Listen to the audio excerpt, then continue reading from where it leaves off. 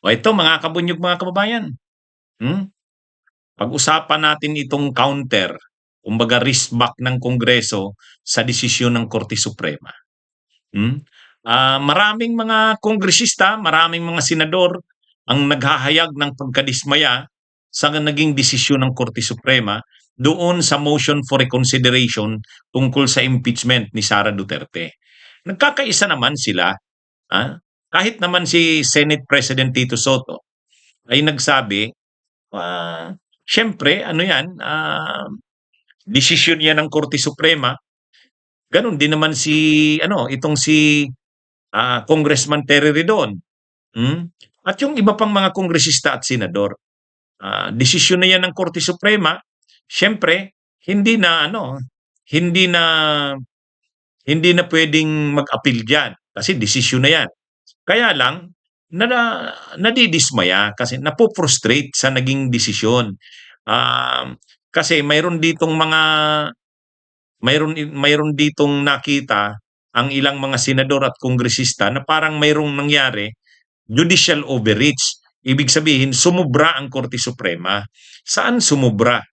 Sumubra dahil ang nakalagay kasi sa konstitusyon, sa Article 11 ng 1987 Constitution, Section 3, Paragraph 8, ang Kongreso ang may kapangyarihang gumawa ng rules para sa impeachment.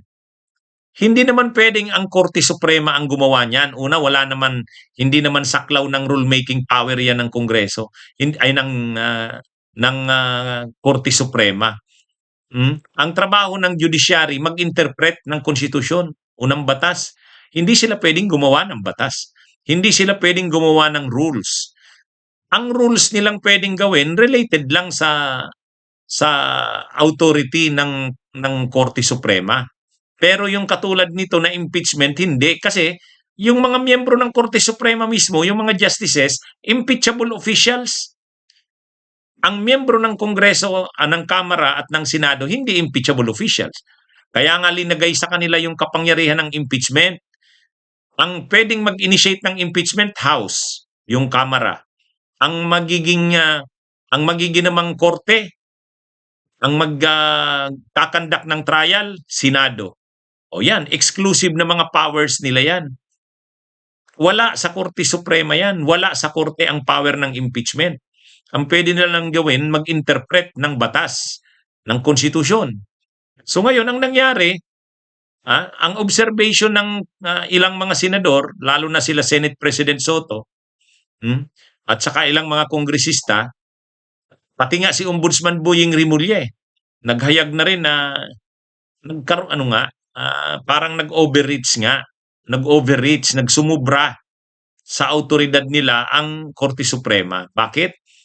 Sa desisyon kasi ng Korte Suprema, sa original na desisyon, maging sa desisyon sa motion for reconsideration, nag-outline ng mga rules, yung mga dapat sundin na mga requisites ang Korte Suprema. In effect, parang sila na yung nag-lay down ng rules, pati yung session days. Ang session days ng Kongreso, matagal na nilang ginagamit ang term na session days. So pag sinabi mong session days, siyempre alam nila kung anong ibig sabihin ng session days. Dito sa ruling ng Korte Suprema, sinabi ng Korte Suprema dito, ang session days para sa impeachment, hindi katulad ng session days ng Kongreso. Ano ba yun? Bakit naman sasabihin yan ng Korte Suprema na ang session days sa impeachment ay iba sa session days na pagkakaintindi ng Kongreso? Parang magulo yun. Bakit naman naiiba? Kaya, kumbaga in effect, nabago ang rules. Binago ng Korte Suprema ang mga rules sa impeachment. Ay malinaw nga na ang may kapangyarihang gumawa ng rules, Kongreso, pagdating sa impeachment. Kaya ngayon, nagpaplano paano magka-counter ang Kongreso sa desisyon ng Korte Suprema. Siyempre hindi naman pwedeng hindi sundin yung desisyon ng Korte Suprema. Kaya lang paano maipapakita ng ng Kongreso yung kanilang pagkadismaya rin. Si Senate President Soto, sabi niya, nakikita ko, isulong na lang natin ang charter change. Kasi kung hihintayin na baliktarin ng Korte Suprema yung desisyon nila, matagal pa yan kasi ano to 13 na justices ng Korte Suprema unanimous ay matagal pang mag-retire ang mga yan. So bago man yan mapalitan ng bagong komposisyon ng Korte Suprema, matagal. Kaya sabi ni Senate President Soto, baguhin na natin ang konstitusyon. Open na ako sa chat-chat, sabi niya. Pag-usapan lang yung issue niyang, pag-usapan namin yan. Kasi ang ang nakikita ko na outright solution dito, which could not be called outright, palitan na natin konstitusyon.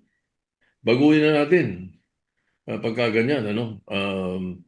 Pagkatapos, marahil yung Constituent Assembly makakagalaw dyan para or maghihintay tayo decades. Bakit? Kailangan ma-retire na muna itong mga Supreme Court Justices na to para magbago kaisipan. Kasi unanimous, wala man lang dissenting opinion, wala man lang opinion otherwise na meron sinabi na ganito, kaya ako bumoto, explanation, wala man lang eh. So nakakapagtaka eh. Baka nga it will take years, mga retirement, bago tayo nga makakilos at mailagay natin uli sa lugar sa konstitusyon na. Kung hindi nila ako, ayoko ng CONCON, ayoko ng Constituent Assembly, pero pagka ganyan ang usapan, payag na ako.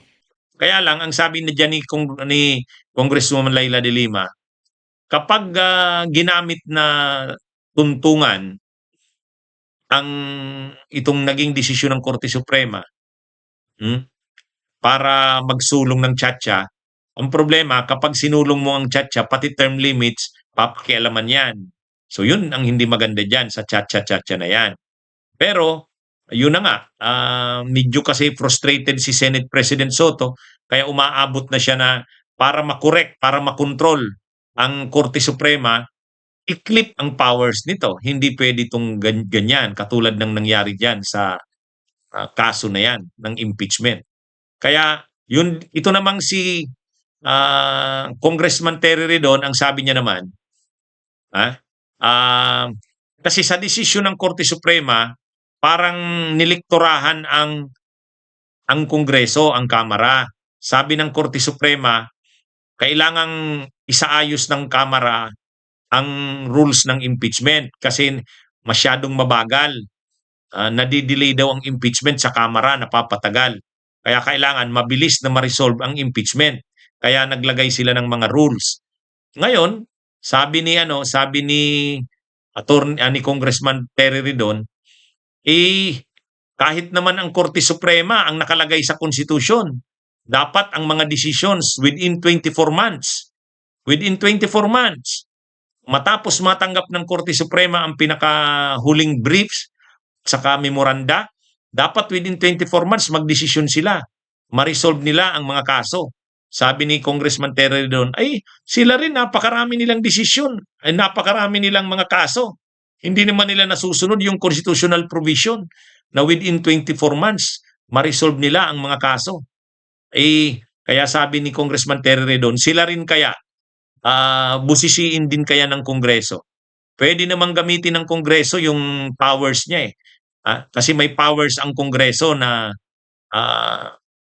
i-check ang Korte Suprema. Pwede itong pwedeng i-impeach ang mga officials, pwede ring yung Judicial Development Fund o yung pondo ng judiciary. May oversight function ang Kongreso, busisiin yan. Saan nyo ginagamit ang pondo nyo? O yun. Kaya mukhang sabi ni Senate President Soto, magmi-meeting sila, ang Senado at ang Kamara. Pag-uusapan nila kung anong gagawin sa Korte Suprema sa ginawa nito. Kaya medyo ito mga kabunyog, mga kababayan. Siyempre, hindi naman pwedeng hindi sundin yung desisyon ng Korte Suprema.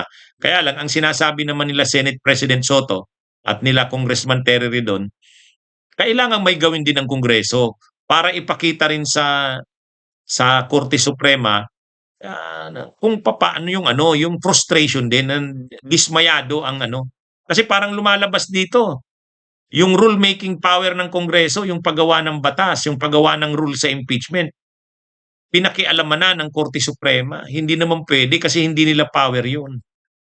Pwede lang makialam ang Korte Suprema kung may grave abuse of discretion. Ay dito ang ginawa, gumawa na ng rules ang Korte Suprema eh. Hindi nila kapangyarihan yun. Kasi sa Article 11, Section 3, Paragraph 8, ang Kongreso ang may power na gumawa ng rules sa impeachment. Problema dito, parang sila na yung gumawa ng rules. Kaya judicial overreach, judicial legislation. At pinaplano rin ng Senado at ng Kamara, magmi-meeting daw sila, paano ika-counter ang ginawang yan ng Korte Suprema. Bunyog, bunyog, halikan na kasama ka. Bunyog, kapag buklod ay may pag-asa. Luzon, Visayas, Mindanao, isa ang pananaw. Sa bagong Pilipinas ang bunyog isisigaw. Bunyog.